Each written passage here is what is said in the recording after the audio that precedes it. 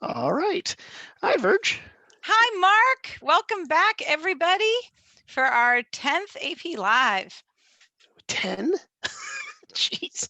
Time flies 10. when when fun happens or something. I am Mark Rowley. I am from Ryan High School in Denton, Texas. And once again, I think we're both wearing black today. I don't think Verge's is a Darth Vader outfit, but still. It is not a Darth Vader outfit, but I am in black today. And I teach at Lafayette High School in Oxford, Mississippi, which, if you didn't know, is the home of the University of Mississippi and also William Faulkner. So I'm not just sitting in some town in Mississippi. This town has got it going on. So check it out. Well, now I feel like I should mention the Lonesome Dove guy in the University of North Texas and Texas Women's University. Yeah, we both live in college towns, which is a very fun place to live. Hopefully, lots of you watching out there are going to get to live in a college town in a few months. Yeah. All right. So here's our overview slide. I think we're both getting tired of this. That's it. Unit 8 is our selected topics, which is applications of integrals as tied back to previous units this week. And next week, we will start our few week review of AP Calculus. Mm-hmm. And we're almost tired of this slide too, because it's the third day of it, but lots of information on the AP website about the nature of the exams this year. So if you're just coming off a spring break or something like that, lots of good reading there. Check it out. We're moving on to a new slide. And we repeat this slide at the end. So. Yeah. I'm almost getting tired of this slide. What about you, I know Mark? we may change the picture. I mean, that's half, right? That's 5 out of 10 straight. So yeah, consecutive, right? Yes. But I do. I am afraid if we get rid of Mr. Shea, there, we'll lose our good luck charm. I don't know. Yeah, that's true. Okay, leave it there, I guess. Okay, All right. Overview of today's class. Go ahead, yeah. Mark. Yeah, introductions and lack of corrections. We'll start our warm up in a few minutes. It is one of the problems that was in the selected problems that we left in the Dropbox yesterday. The Dropbox is live today, so got those in ahead of time. We're going to do 8.2, which is connecting position, velocity, and acceleration using integrals. And we felt that there was a little bit of a correlation with 4.2, which is connecting position, velocity, and acceleration using derivatives. Right. So even though Unit 8 is not being tested on AB, it's actually great practice with other sections, particularly the 4 that we've chosen to do this week. So we hope you enjoy practicing some old stuff and learning just a little bit of new stuff that isn't going to get tested this year. Cool. All right. So here's our warm up. And I believe I started this yesterday, so I'm going to finish it today. Am I correct in that? That is correct. Okay. This was the exact same problem that we left off on. If I remember, there was actually a ... where you said, I'm not going to do this anymore. We're going to see this one as our warm up tomorrow. So I'll read it, and then you can put in our time filler for those who can't pause us. Let f be the function that's defined for all real numbers t, and that has the following properties. And I believe it was an x yesterday. Did we change that? Yes, we did. Yeah, I think we did. If you tilt your head, it's still an x. Yeah. The second derivative of f of t is 24t minus 18. The first derivative of f at 1 is equal to -6, and the function itself is equal to 0 when x is when t is 2. Excuse me. And then we asked you to find the average value of f on the interval from 1 to 3.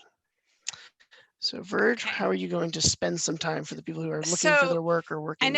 I know I've been giving you a lot of lame jokes, and so no joke today, but I do want to talk a little bit about a Mobius strip, and I'm going to actually use my hover cam to show you a Mobius strip, maybe tomorrow or the next day, and show you what happens. But yesterday I told that joke about the Mobius strip and the chicken, but pretty much a Mobius strip, if you've looked it up, you should be taking a long, thin piece of paper and making it into a loop, but making a twist in it. That's why Mark said that twist part, make a twist in it.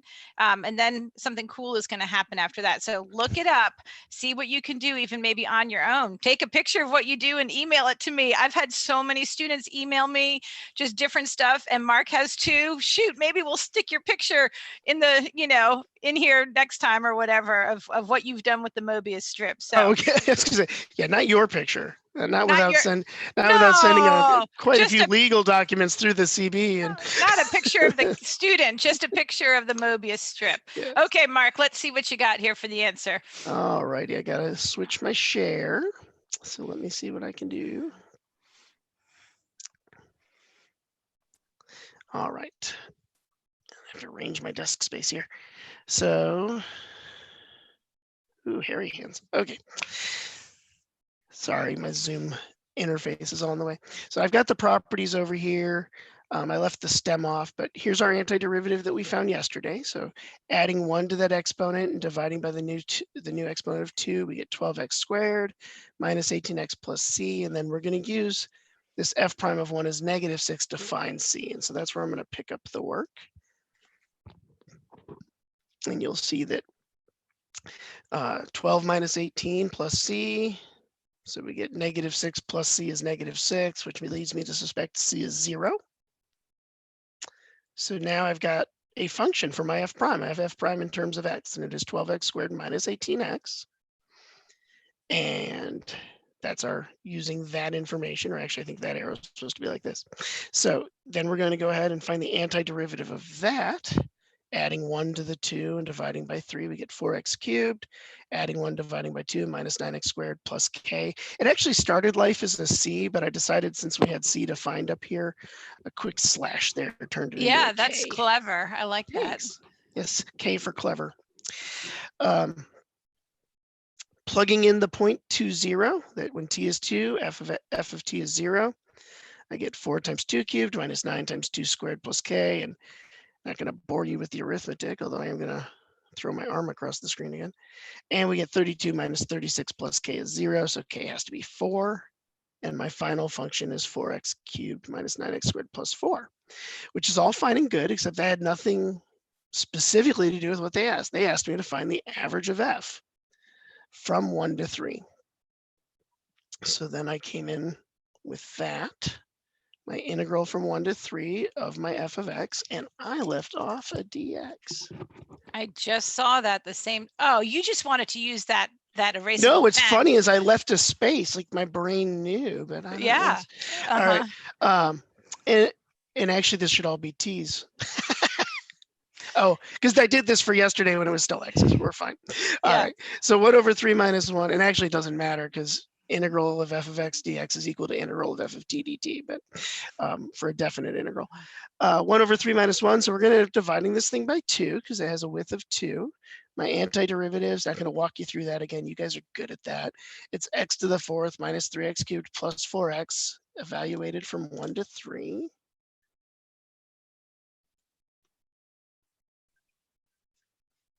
We're going to plug in the 3, plug in the 1. 3 to the 4th, this is 3 times 3 cubed. That is also 3 to the 4th. Those are both 81s. So that's gone, and I have a 12. And then 1 plus 4 is 5, minus 3 is 2. So I'm really looking at half of 10, and I got 5 for my average. Nice, that's what I got too. Yeah, well, good. Hopefully we feel okay. Actually, I didn't get that the first time I did it, but I do so much math between the hours of about 6:30 a.m. and about 8 a.m. and I just do all these problems over and over again just to be on the safe side. But anyway, I appreciate you talking because I left that up there for people that are trying to catch up. Yeah, through the work, but I think I can't remember. I found my mistake eventually, but it's hard to find your own mistake because you think you write all the time, It's the arrogance that comes with the position or something like that. Just human, I think. Oh, absolutely. All right. So normally we try to tie our warm up to our new lesson. So Virg, you got any ideas? Yeah, you read my mind. Wow, that is so cool. So I see some animation going on there. Oh no, did it freeze up on you? Yeah. Oh my gosh, look at that. All right. Wow. That is pretty much the exact same problem, except instead of F double prime and F prime and F, I now see an A, a V, and a X.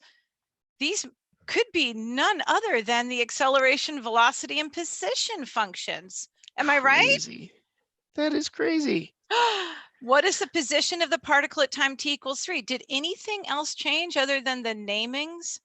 No. Well, So we yeah, actually know, yeah, we actually know the x of t. yeah. So Let's see how that changes our work, because I do happen to have this ready. So now A of t is 24 minus 18. And if I do these side by side, I don't know if that's helpful nah, or not. I think you're good the way it was. Yeah. Okay. Yeah. Thanks. All right. So again, we're taking our antiderivative, and my antiderivative of acceleration is velocity, because that relationship that we do remember from back in the first is unit 4.2. It may have a different name in your book. So in your notes, it may be a chapter section. It may be in chapter 2 or chapter 3. But Back in unit 4, October or November. yeah, exactly. But in unit 4.2, we established the derivative of velocity is acceleration. So now in unit 8.2, we're establishing that the antiderivative of acceleration is velocity. Still using that it's not an initial condition because it's not at 0, but a data point that at time 1, the velocity was -6, allowed me to find out that this constant at the end was 0. And then the antiderivative of v of t is x of t, where this is position. Sometimes position is called x of t, y of t. It could be called s of t, like SpongeBob S, that kind of S of t. You can see position a couple of different variables there. Yeah, position in space is how I always learned it. So I did always learn it as s of t, but then physics, they talk about along a single axis, and so they call it x of t, and so we kind of bounce back and forth. And this time I planned ahead, and I actually had that as a k from its origin. And we get our position formula was 4t cubed minus 9t squared plus 4. One of the things we did change on that problem is instead of asking for the average position or the average value of x, we asked for position at time equals 3. So I went ahead and did x of 3, got 4 times 27 is 108. 9 times 9 is 81. And then 112 minus 81 is 31. So at time 3, this has a position of 31 on the x-axis if indeed it is modeling our movement along the x-axis. Okay. Right. I'm looking back at my work, and I think I made a mistake. Or did Either I made a mistake or you made a mistake. Well, it's okay. We're gonna look at it later. Well, we may have a chance. That may be your opportunity to get rid of Brian's picture. So. Yeah, you know what? Like, if you're watching now, you can figure it out if that's correct or if mine's correct, and we'll let you know tomorrow.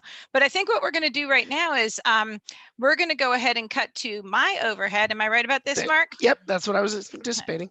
Okay, so we're going to go ahead and cut to my overhead. And I'm going to do my little sticky, which I always have. And like I said, tacos. Yes, it's Taco Tuesday. Exactly right. Isn't that a good taco? I did a nice job on that with a Sharpie. And then when I was in my own child's room earlier today, Ethernet cable so that they can't be on Wi-Fi while I am going live, because otherwise everything crashes, as we figured out. I stole this little magnet, which is fun. Okay, anyway, bye. So what we're going to do right now is do some review of position, velocity, acceleration from a derivatives only standpoint, but kind of trying to scratch up your head in there to remember some of these ideas so that when Mark then takes over again and we do some other stuff, we can see how it's connected to the integral, to the definite integral. So I'm going to go ahead and do some problems with you that are from a circuit, which is in the Dropbox. And they're good, just good review problems for this topic, physics type topic.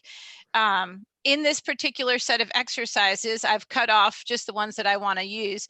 And S of t is standing for position, V of t is standing for acceleration, and then S of t is standing for position, v of t is standing for velocity, and then a of t is standing for acceleration. That's in the preamble direction type stuff.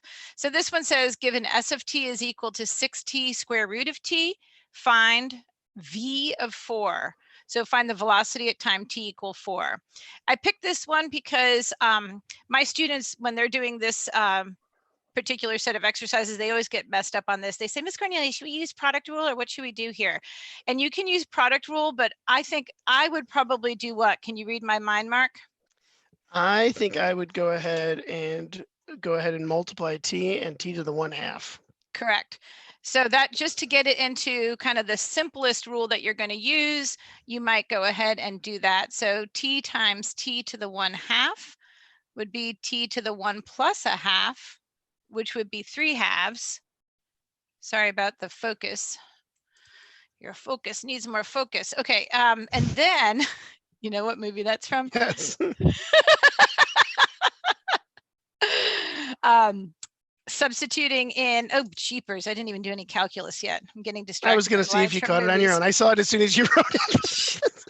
You know, sometimes you got to just give you a little rope, see if you catch it. Okay, I'm going to take the derivative of the position because that's going to equal my velocity. So that's going to be 3/2 times t, or sorry, 3/2 times 6, which is going to be 9. T to the 3/2 minus 1 is going to be 1/2. Am I good so far, Mark? Yes, you were good. Okay, so S prime of 4 is the same as V of 4 is the same as 9 times 4 to the 1/2, which is 9 times 2, which ends up to be 18. So for this set of exercises, ignoring this answer of 2 up here, I would move along and I would search for that answer of 18, and that would open up another exciting problem to do. Delicious, just like tacos. Okay, anyway, my next problem, and I'm telling you the numbers that I'm doing. I hope they're right. But the next problem is number 7. It says, what is the speed at t equals 3 if S of t is equal to 10 over pi sine of pi t? And in this case here, I'm given the position function again, but I'm being asked about the speed. And the speed is actually connected to the velocity, but hey, oh, go ahead. Yep. Go ahead, you go ahead. Oh, I was just gonna, no, you finish, and then I'll interject. Okay, well, I don't know why you're being so nice, but I'll take it. Anyway, keep you off balance. Okay. Anyway, so the speed is actually the absolute value of the velocity. The speed is only a magnitude. It's not a vector. Velocity is a vector. So velocity is either positive or negative and all that kind of stuff. But still, I'm going to procedurally do the same thing. I'm going to figure out the derivative here because that is going to be, in fact, the velocity. And then at the end, I'll just take the absolute value of it, and that'll be my speed at t equals 3. So here, again, I don't need product rule. This is just a coefficient over pi.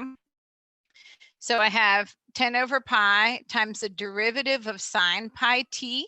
The derivative of sine pi t is going to be cosine pi t times the derivative of this pi t, a little bit of chain rule going on there, so times pi. These pi's actually cancel. So I have v of t is equal to 10 cosine of pi t. And then v of 3, that's the time t equals 3, is going to be 10 cosine of pi times 3. So, you know, I can't let a day go by without having a little bit of trig. Cosine of 3 pi, that means I got to go around the unit circle like a Cinnabon, over to here. And then that's going to be -1 is my cosine at 3 pi. So 10 times -1 ends up being -10. But like I said before, we're going to take the absolute value of it. So my speed at t equals 3 is actually just +10. Any other comments, Mark? Yeah, I was just gonna say, one of the ways I try to keep track of these is in your cars, and you have speedometers, not velocimeters. And so if you put the car in reverse and don't do this, don't do both rolls. If the driver's in reverse and a passenger looks over their shoulder at the speedometer, they will see a positive number on the speedometer as you go backwards. And Yeah, that's that's true. and It's if a it was speedometer. if it was a velocimeter, there would be a 0 and space below it for when you were in reverse. Yeah, or maybe when you were turning left or something, right? Like, yeah. Okay, Yes. I don't know. How are these showing up for you? Can you read these, Mark? They look a little They're small to me. the fraction's blurry, but I can make it out. I think if it Okay, was on and if you're reading it, I think it's okay. Okay, let S of t, this is the next one, let S of t, so again, position function again, equal a third t cubed minus t be the position of a particle for t greater than or equal to 0. At time t equals a half, is the particle speeding up or slowing down? Explain how you know. Okay, so speeding up or slowing down, that's going to need analysis of not only the velocity and what's happening there, but the acceleration as well.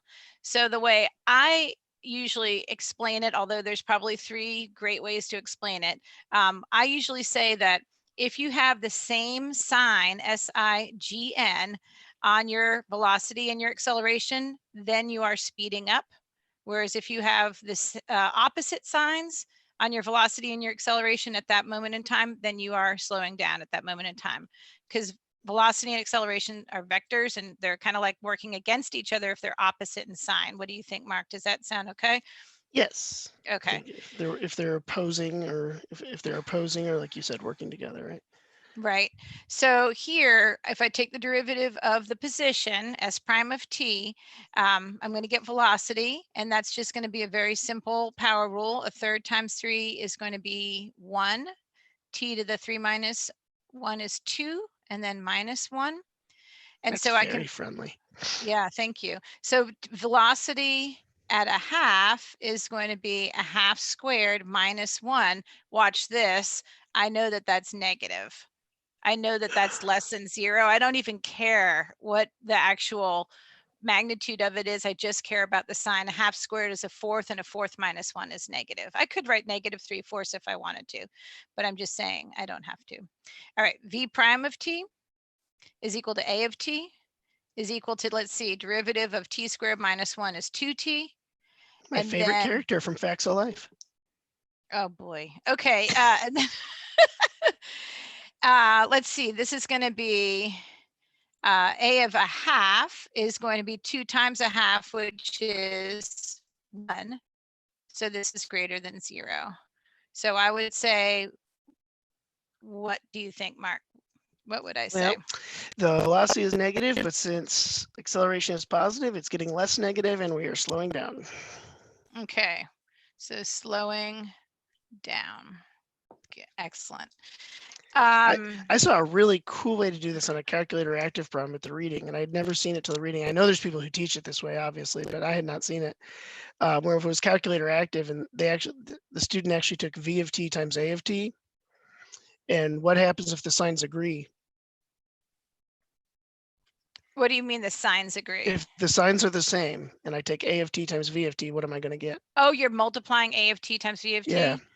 I don't know. What are you going to get? You get a positive. So they looked at, like, they would have taken. Oh, the product. So they took v of a half times a of a half and would say it's negative. So they knew it was slowing down because the signs must be opposite. Oh, because of the rules back from like Yeah, so 6th they and just 7th grade. right. They just multiplied v times a and looked at whether it was positive or negative for speeding up, slowing down. I thought that was really cool. Oh, that is cool. Okay, I like that. Okay, next one, and I want to kind of go a little quick, but not too quick. But the next one here is number 15, I believe. So if you have it printed 15 is out. what you sent me. Okay. So on this one, instead of giving a verbal description and an equation here, now I have a graph, and it says find a of 7 given the piecewise linear graph of s of t. So this is a graph of position, and I'm being asked to find the acceleration at 7. So I really have to understand conceptually how I can't just mechanically move through some derivatives. I really need to understand that to move from position to acceleration, I have to differentiate twice. What does that mean on a graph? I have to consider the slope, and then I have to consider the slope of the slope kind of a thing. You know what I mean? So here, and it might be a little hard to see, but I'm at 5, -1. And then here I'm at 8, looks like 3, something like that. This slope here, 7, would be my velocity. So V of 7 is some sort of a constant slope. I'm not even sure honestly what it is because I don't care. I'm bypassing it to get to acceleration. I mean, I could say it's 1, or I could say it's 1.5, or I could say it's 1.2 or something like that. But the thing is that now when I take the derivative of it, the derivative of the velocity is acceleration, and the derivative of this constant is going to be 0. Any other comments on that one, Mark? No, I think that's really cool. And I like the fact that, this is an important aspect of, you're like, well, I don't know, I don't have enough information. It's like, but you can tell it's constant, the piecewise linear. Look back at that stem, yeah, it looks like until you read that, and you're like, oh, it is a line. And then you know a lot. So I think that's really neat. A lot, Yeah. especially if you differentiate twice, you get down to that 0. Yeah. Okay, good. That's a good tip for letter F and the Big 10 last week as well, that the second derivative is always 0. Oh yeah, very true. Okay, this is 16. I had messed it up. Or a linear function, not for all of calculus. That would be horrible. This is 16. I had messed it up earlier in my numbering, so that's why I had to erase there. This one says the following table gives a velocity of a vehicle. So the table is presenting velocity to me. Velocity of a vehicle at different moments in time. What is the average acceleration for the vehicle from t = 3 to t = 10? So average acceleration. A lot of times in calculus, we think about average velocity, not necessarily average acceleration. Am I right about that, Mark?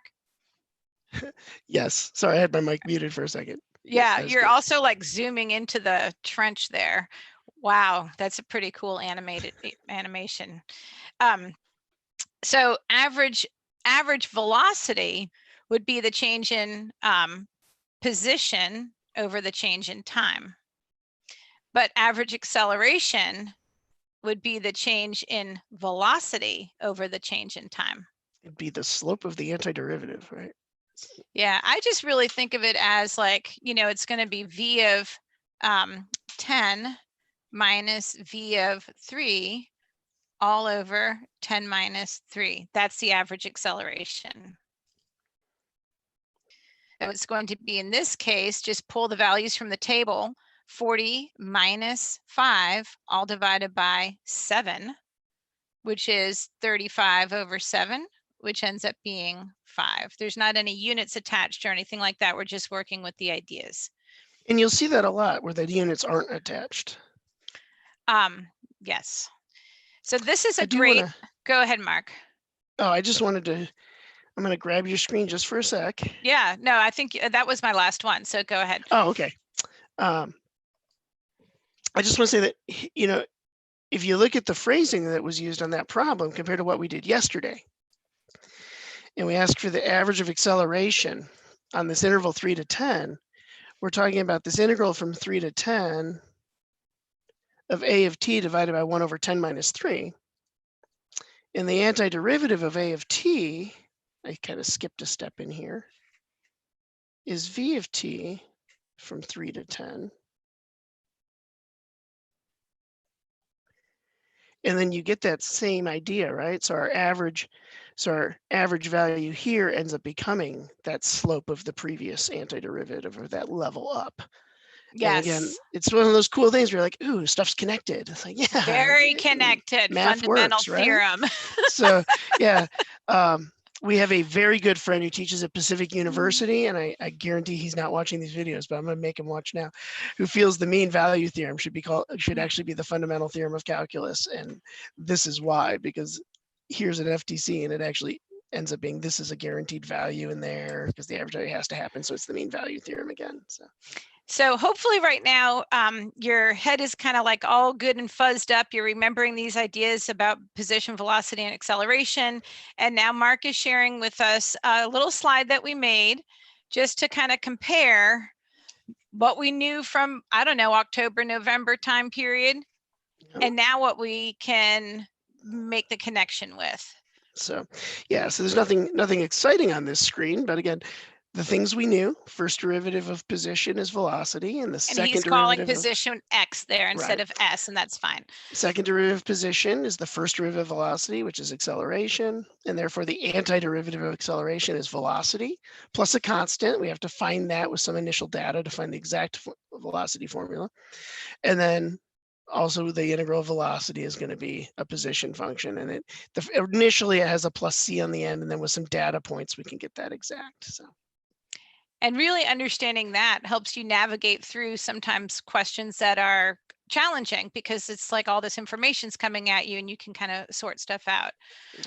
So we have another slide. Yeah. And I don't know if I should put these slides in the Dropbox, if that'd be helpful to people. I don't know. I would say yes, because they're very nice. They could print them out for themselves if they had access. Save them, yeah. And then here's just a wrap up of kind of our two-dimensional, one-dimensional information. That some of this is from algebra classes, some of this is from calculus, some of it's from physics. Two-dimensional distance from the origin, if you have a position x, y, is simply the distance formula, the square root of x squared plus y squared. Of course, that's really x minus 0 and y minus 0, but the origin is 0, 0, and so we've simplified that. One-dimensional distance from the origin, a lot of you realize that distance from 0 on the number line is also called the absolute value. So it's the absolute value of x. Algebraically, you can also do that as the square root of x squared, which is a very basic application of the distance formula where y is always 0. So if we integrate v from a to b, so now we're finding this, we're integrating a rate. And so this is kind of new, and we're going to talk about this more this week. But when we integrate a rate, we can actually find the net change. If you do a unit analysis, Verge, make up some velocity units for me. Velocity, sure. Well, if you're a physicist, everything's in meters per second. Okay, so if velocity is meters per second, so if I look right here, that's in meters per second. And again, this Riemann sum, I'm adding up all these infinitely thin rectangles that have a height that the unit is meters per second, and they have a width with the time unit, which will be seconds. And meters per seconds times seconds will get you meters. So this will tell you the displacement of the particle from time A to time B. And that comes in very handy, and we're going to use that a little bit. Again, like Verge said, speed is the absolute value of velocity. Now I'm using s for speed on this slide. You'll notice at the bottom, in this context, s of t is speed, but you have to be aware, and on Verge's circuit, s of t is used for position in space. I even put the s in italics there for you. Just, you have to watch for context. You guys are aware of this. You know, there's words that have two meanings, homonyms and things like that. Context matters. You know, is it a point? Is it an interval? You know, oh well. Speeding up if the signs agree, and what I mean by agree is they are both positive or both negative, and slowing down if they disagree. So one is positive and one is negative, or vice versa. So what happens if we integrate the speed? Well, if we integrate the absolute value of velocity, then we're always making this function positive. And so we're counting all displacement the same. I mentioned a speedometer earlier. This is your odometer. And this will find the total distance traveled, whether forwards or back. So those of you that have watched Ferris Bueller's Day Off, and if you run the car in reverse long enough, the odometer still goes forward. So don't mess up your dad's Ferrari. That is such a movie from the 80s. Oh yeah, and I am having a hard time not quoting Breakfast Club with our off-screen producer, and I'm sure she knows why. So how we're going to apply this to final? I'm going to I'm grabbing the screen from myself. Oh no, full screen. Oh, you just wanted to do that. No, I did not. So this is the other document that's in there. Let me blow that up so it's legible. This is our other document that's in the Dropbox today. And as you can recognize by the fonts and everything else, This is number 5 from the 2017 free response. These are the problems that are on AP Central. They're easy to find if you don't want to print this off and look online or save it. And number 2 from 2018. Now, number 2 is a calculator active problem. We're going to leave this one for you guys to work overnight. You do not need a calculator for the whole thing, but there are times you absolutely need one. So keep that in mind. But I want to look at number 5 right now. So we're going to read this. And it says 2 particles move along the x-axis.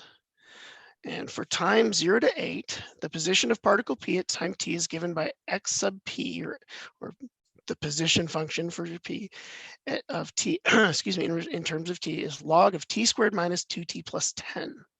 While the velocity of particle q at time t is given by this velocity formula with a little subscript q. So the velocity of q at t is t squared minus 8t plus 15.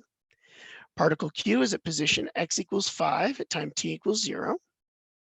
And then there's these 4 parts, and I'm going to read through them now, but I'm going to write them on the paper as we do this. So for 0 to 8, when is particle p moving to the left? For 0 to 8, final times t, during which the 2 particles are traveling in the same direction. Find the acceleration of particle q at time t equals 2, and at that time, at time 2, is the speed of particle q increasing, decreasing, or neither, and explain. And then finally, find the position of particle q the first time it changes direction. And I'm going to have to be fancy about this. Try to do this without showing you my live and large self. All right, back to my camera. And I'm going to ask for Verge. You're going to have to tell me. Do you see a gray box right now or no? No, not really. Okay. So I can have this where I can see both at the same time. And I can read. Sorry, I have my mic off. I can read it to you too if you need me to. Well, but I want to be able to look up and see where I Okay. am and everything. So thank you, though. Mhm. All right. So for part A, they have asked, and it says over the interval, but obviously I'm going to abbreviate a little bit. When is P moving left? Now, we didn't talk about this, but it's actually an understood convention that along the x-axis, left also, if we're moving left, we're moving towards which numbers? Moving towards negative infinity. Right, so we're looking for negative velocities here. And the information they gave me about particle P was the position formula. So this is just an extension of what Verge was doing. To find my velocity for P, I'm going to find x prime. And oh my gosh, there's subscripts and superscripts and all kinds of stuff going on. I guess we should be fortunate we're not using the Leibniz notation with dx sub p of t over dt. True, true. All right. Oh, derivative of a log. We've talked about antiderivatives. I don't know that we've actually taken a derivative of a log, but it would Okay. be something from the yellow sheet. Yeah. See, that's what if I write it on the side, my students know that should be on my yellow sheet. And if it's not there, I need to put it there right now. So something like that. The derivative of log u is 1 over u du dt. I always just do derivative over function. So t squared minus 2t plus 10 on the bottom, and then the derivative of t squared minus 2t is 2t minus 2. Mm-hmm. And I assume you can see that. It's behind my little window, but all right. So that's our velocity formula. We want to know when is it moving left. So you do things off on the side when it's on your yellow sheet. I do things off on the side when I think they should be happening mentally. I do cloud bubbles too, though, actually. Yeah. This denominator, and I know this isn't the way everyone's going to look at it, but this is the way I'm going to look at it, and that's what we're going to do today. You might recognize this expression. Oh, definitely. Discriminant. Yeah, that's the discriminant, and it's going to discriminate what type of solutions I'm getting here, and I'm getting imaginary solutions out of that. So I know that this, because it's an upward parabola, is always positive. And you know what? I love this, Mark, because this is exactly what I do in my head all the time. And this is. Okay, so we'll draw a Verge here. I'll get some blue. Nah, you don't need to. But but this is great stuff too. It's hard to see what people are doing in their head, obviously. That's a horrible Verge, but that'll be our Verge for today. All right. So really all we need to look at is the sign of the numerator. Mhm. So I'm gonna look at 2t minus 2. When does that equal 0? Because that'll be when our particle P changes direction. And it looks like it only changes direction once, and it happens at time 1. And I'm gonna just draw myself a little number line for t. I'm gonna put 1 on it. And I'm gonna label this above it as VP of t. And if I pick a number to the, can you pick a number to the left of 1 for me? Well, I could, but the question is, do you want to have that number line stop at 0? Because this is for t is greater than or equal to 0. So I usually like make like a vertical line. Okay. That you can erase that, Mark. Okay. So basically, I only really need to test. Well, I mean, I guess you could test a point like. Ooh, they got lucky on that. Okay. So Okay. if we put a half in there, Yeah. but it's going to be negative, just like if I'd plugged in 0. Mm-hmm. And then And if I plug in a like, number bigger than 1, like we're 3, going to get positive. mm-hmm. So we're going, so particle P. Push your paper up just a little bit. Thank you. So particle P is moving left from t equals 0 to t equals 1. Mm-hmm. Yay. They didn't ask us to explain how we know that, like justify would be the highest bar. Right. But I think what you've done is plenty of But there does need to explaining. be some work. If you Oh, just, if you try to do it all in your absolutely. head, a bald Yeah. we call that a bald answer, and that is not Yeah. acceptable. Okay, so for part B, scoot myself up. Part B asked, find all times when the two particles are going the same direction.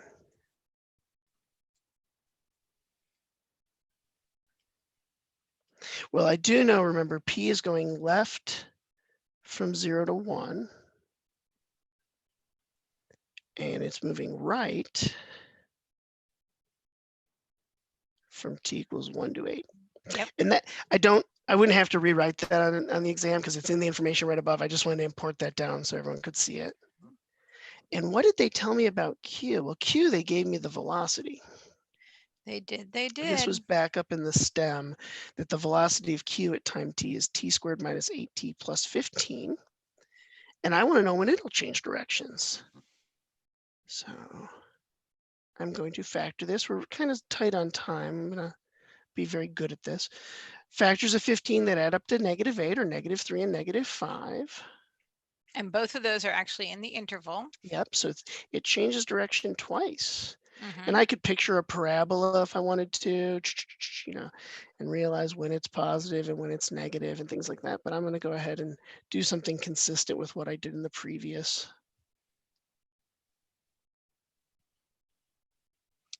That's your art skills coming in, Mark, that you can do those tick marks with perfect. All right. And if I tested numbers here, I plug in 1, I'm going to get a positive.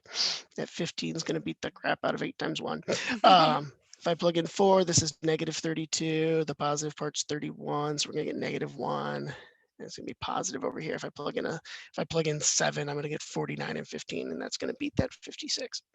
All right. And so we're moving right from 0 to 3. Left from 3 to 5, and right again from 5 to 8. So our overlap, if I look back at my P, is, let's see, well, this is going right from 1 to 8. This is going right from 1 to 3. Yep. And then at 5 again, from 5 to 8. They're only both moving, they're never both moving left at the same time. So. And those could be written, those could be written as intervals, with inequalities, with brackets, well, parentheses. And I did it this way. I did it this way on purpose, actually. Yes, yes. I'm avoiding a discussion. I like that. I like that. Both P and Q are moving left. I'm sorry, moving right. Oh, I looked at my watch and I got rattled. Are moving right at. It's not the best way to construct a sentence, but if I'm pressed for time and space, there we go. It's all right. Great. C And I know we're pushing time, but I don't think we've ever gone over. We've been told we're allowed to go a little over. So C is acceleration of q of t at time 2. And again, they gave us that velocity.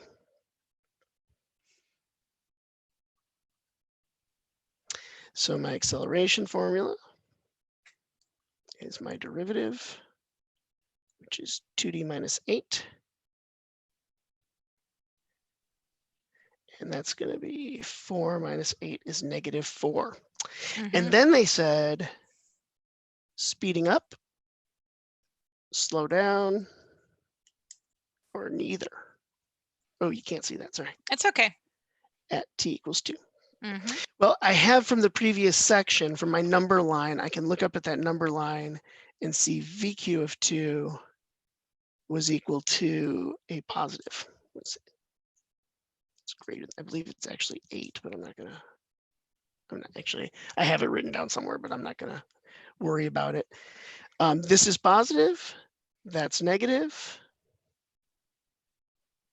So Q is slowing down. And you could say also the speed is decreasing. Yes, absolutely. Which is how they asked it, but it would be okay to say what Mark wrote, obviously, as well. Right. And D actually ties finally into 8.2. But you can see how a real free response question has a lot of old stuff on it, not necessarily it's all, you know. Right. Yeah. Find the position of Q the first time. I don't know why I wrote Q like it's abbreviated. The first time it changes direction. I may be under my head for the viewers. No, it's good. All right. So the first time it changed direction was at t equals 3. Yes. They gave me up in the stem an initial position that xq of 0 was 5. So what I'm going to do is I'm going to look at displacement. And I'm going to do the integral from 0 to 3 of the velocity of q of t dt, which this is my t squared minus 8t plus 15. And then Julia Child. Ta-da! It's 18. I'm almost positive that's correct. Let's see. It's fine. It is. It is. And so since that's my displacement from t equals 0 to t equals 5. T equals 3. Thank you. I looked at the 5 initial up there. Then xq of 3 is going to be the 5 plus 18, which is 23, because I can take my position at time 0. I got to scoot up again. My position at time 0 plus my displacement tells me where I am at the end of the interval. Perfect. So 23 is the final answer there. Yeah. Excellent. So this leads in really nicely to what we're going to work on tomorrow, which is just kind of accumulation functions in general, not necessarily position, velocity, and acceleration, but maybe bananas on a shelf, or people getting on an escalator, or some of these other kooky things. People going in and out of amusement parks, all kinds of good stuff. Yeah, some of these other things that you can describe with a rate and figure out an amount. So anyway, anything else about that, Mark? No. Thanks for your patience as I ripped through that last free response. And I guess we'll see everyone tomorrow. We will. We're so happy you could join us. We look forward to these times too.